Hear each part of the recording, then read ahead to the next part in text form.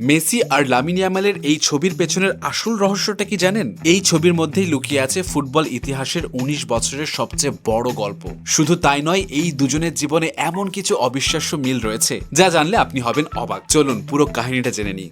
তো সালটা ছিল ২০০৭। বার্সেলোনার ক্যাম্প নিউ। ইউনিসেফের একটি চ্যারিটি ফটোশুটের জন্য লটারিতে নির্বাচিত হয় একটি সাধারণ পরিবার। তাদের ৫ মাসের ছোট্ট শিশুকে কোলে নেওয়ার কথা ছিল ২০ বছর বয়সী এক তরুণ ফুটবলারের, যার নাম লিওনেল মেসি। তবে মজার ব্যাপার কি জানেন? মেসি তখন এতটাই লাজুক ছিল যে ছোট্ট শিশুকে কিভাবে কোলে নেবে সেটাই সে বুঝে উঠতে পারছিল না। শেষ পর্যন্ত ফটোগ্রাফার জোয়ান মনফোর্ড সেই সুন্দর মুহূর্তটিকে ক্যামেরা বন্দী করে। এরপর কেটে যায় ১৭ বছর। ফটোগ্রাফার নিজেও জানতেন না যে সেই শিশুটি আসলে কে ছিল। পরে সে আবিষ্কার করে মেসির কোলে থাকা সেই ৫ মাসের শিশুটি আজকের ফুটবল ইতিহাসের নতুন বিস্ময় লামিন ইয়ামাল। এখানে কিন্তু শেষ নয়, তারা দুজনই ১৮ বছর বয়সে ১৯ নম্বর জার্সি পরে বিশ্বকাপে নিজেদের প্রথম গোল করেছে। যেন ভাগ্য শুরু থেকেই অদ্ভুত সব মিল রেখে এগিয়েছে। আর দেখুন নিয়তির সবচেয়ে বড় টুইস্ট, ১৯ বছর পর ১৯ জুলাই ২০২৬ বিশ্বকাপ ফাইনালে মুখোমুখি হবে আর্জেন্টিনা বনাম স্পেন।